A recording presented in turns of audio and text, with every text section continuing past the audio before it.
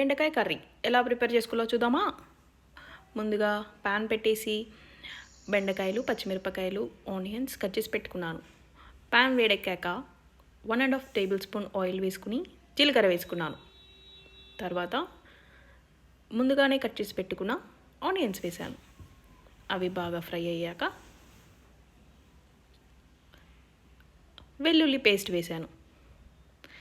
ఈ రెండు మంచిగా ఫ్రై అయిన తర్వాత ముందుగానే కట్ చేసి పెట్టుకున్న పచ్చిమిర్చి వేసాను. ఒక 2-3 మినిట్స్ బాగా వేగాక బెండకాయలు వేసుకుందాం. తర్వాత కొద్దిగా పసుపు, కొద్దిగా ఉప్పు వేసి బాగా కలుపుదాం.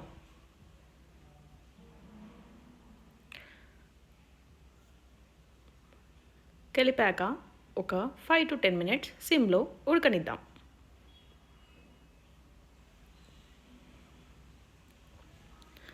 మధ్య మధ్యలో కలుపుతూ ఉండాలి.